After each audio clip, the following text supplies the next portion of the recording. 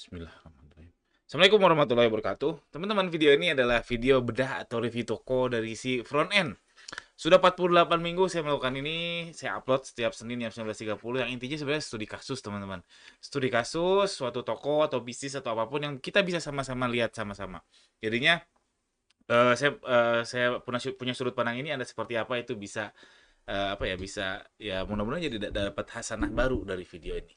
Yang intinya studi kasus. Nah ini dari sisi front end ya. Kalau yang mau dari sisi daleman tokonya, dari Shopee Seller Centernya atau mungkin laporan keuangan atau Facebook Ads-nya itu bayar bisa ke Gani Rozaki di sini ganirozaki.com di sini daftar bedah toko berbayar bisa klik di situ.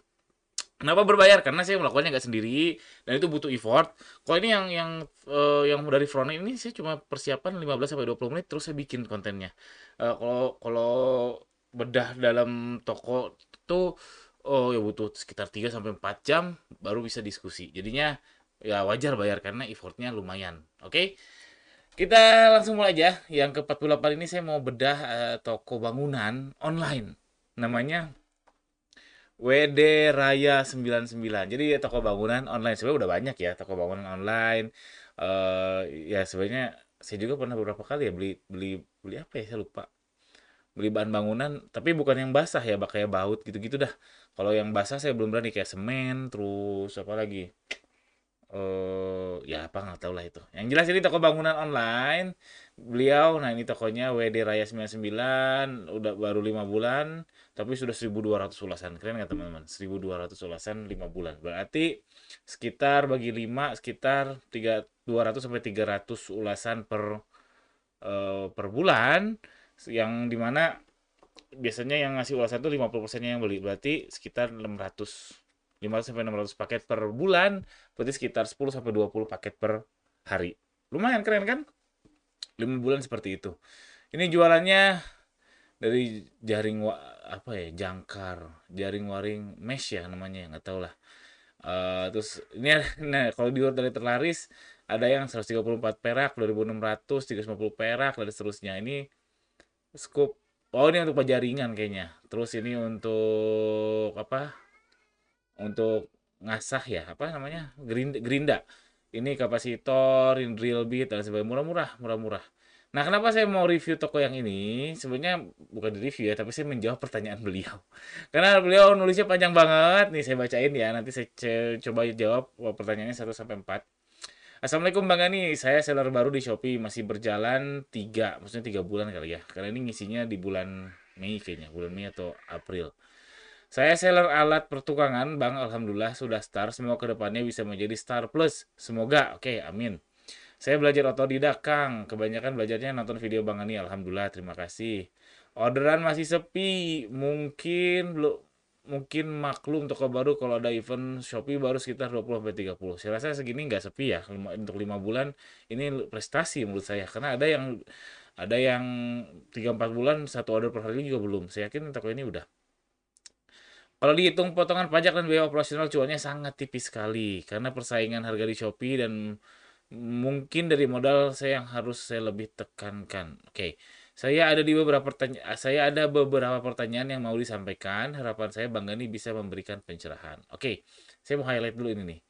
Kalau karena persaingan harga di Shopee dan ya oke persaingan harga aja lah di Shopee. Kalau kita jualan produk yang kayak gini ya, yang kita nggak bisa otak-atik ya, R&D-nya kita nggak bisa otak-atik, alias kita beli beli apa ya, beli ke supplier, barang yang sudah jelas, kayak baut-baut ini kan sudah standar gitu. Apalagi kita nggak bisa bikin sembarangan kayak pemotong besi WD ini untuk gerinda ini kita nggak bisa bikin sembarangan kan ada standar SNI-nya dan sebagainya. Artinya apa? Artinya nggak ada diferensiasi antara si penjual si WD ini dan penjual yang lain. Sehingga diferensiasinya apa? Kuat-kuatan modal ujung-ujungnya kuat-kuatan modal, kuat-kuatan iklan. Ujungnya seperti itu. Bisa dengan perang harga, bisa dengan apa? Sehingga saya bilang untuk ini barang yang kita ngambil ke orang lain dan kita nggak bisa ngapa-ngapain si produknya, kita kan nggak bisa bikin sendiri ya, bikin drill bit kayak gini, motabor kayak gini, kan si masnya nggak akan bisa, kecuali dia punya pabrik yang mahal apa yang luar biasa besar untuk bikin satu biji aja kayak gini kan nggak mungkin. Jadinya eh, udah jelas si masnya ini saya apa ya saya komentari bahwa persaingan harga pasar Shopee ya pasti pasti apalagi produknya seperti itu. Udah jelas akan terjelembab ke perang harga, udah jelas. Oke, sekarang saya mau jawab pertanyaannya satu persatu. Apakah yang saya harus lakukan Bang agar toko saya bisa bertahan sampai bertahun-tahun seperti punya Bang Gani dan kawan-kawan seller lainnya dengan persaingan harga pasar di Shopee? Saya sudah menyiapkan jawabannya. Bertahan bertahun-tahun. Nah, alhamdulillah kalau saya brand toko saya yang utama sekarang jalan tahun ke-7.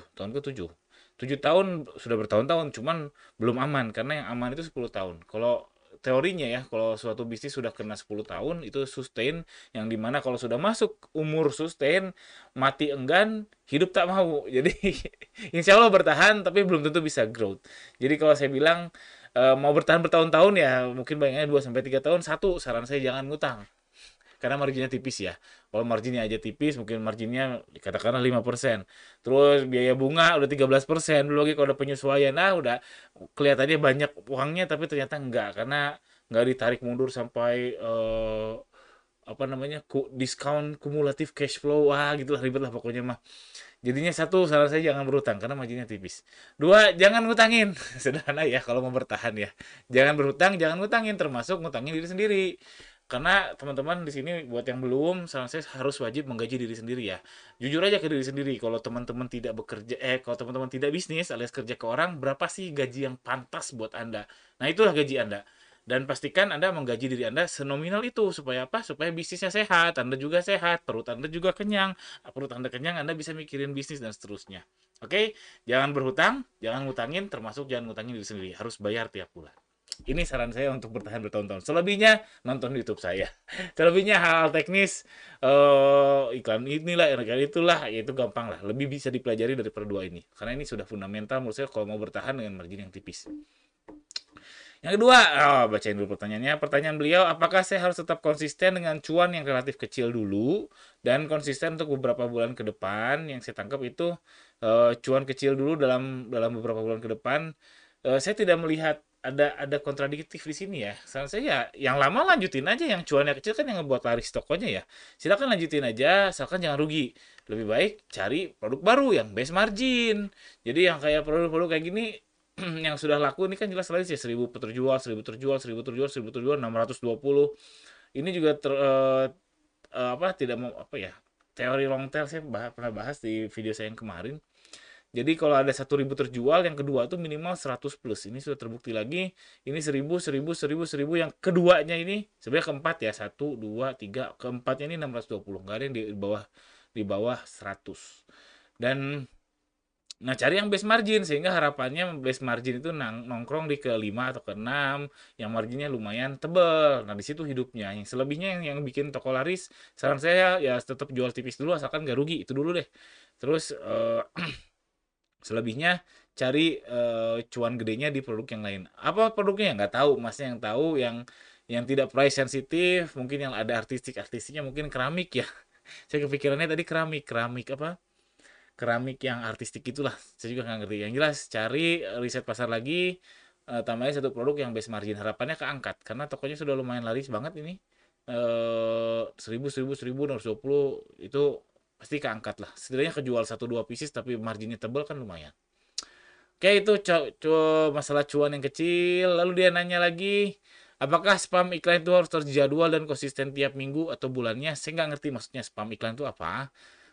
Yang jelas saya cuma mau jawab, iklan itu sesuatu hal yang lebih bisa kita kontrol daripada yang organik. Kalau organik kita kan kurang terkontrol ya.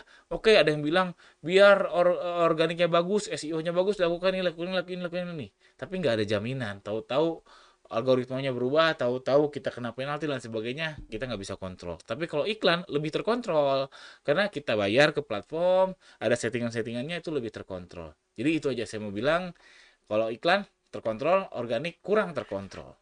Oke? Jadi saya nggak ngerti maksudnya spam iklan apa, cuma saya ngasih tahu prinsipnya kalau iklan lebih bisa dikontrol. Oke?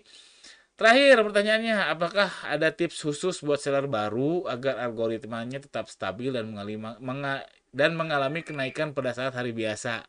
Wah, ini susah. Algoritma tetap stabil, tetap muncul terus di organik, no ideas.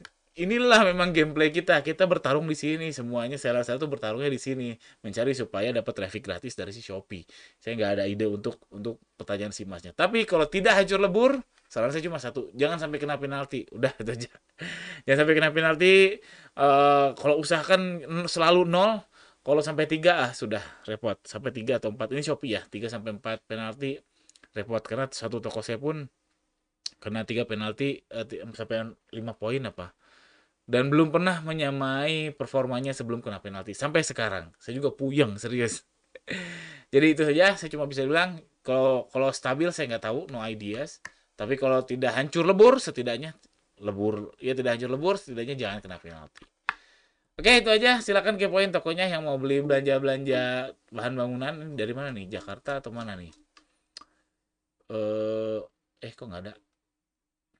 Di sini soalnya munculnya instan, instan, instan dan seterusnya. Oke itu aja, jangan lupa subscribe buat sekali lagi buat teman-teman yang mau dibedah tokonya yang secara gratis kayak tadi front end bisa cek di sini bedah toko gratis di ganirozaki.com. Yang mau berbayar yang lumayan agak komprehensif soal di seller center, di Facebook Ads atau dimanapun itu silakan di daftar bedah toko berbayar yang di sini. Sekian aja, assalamualaikum warahmatullahi wabarakatuh.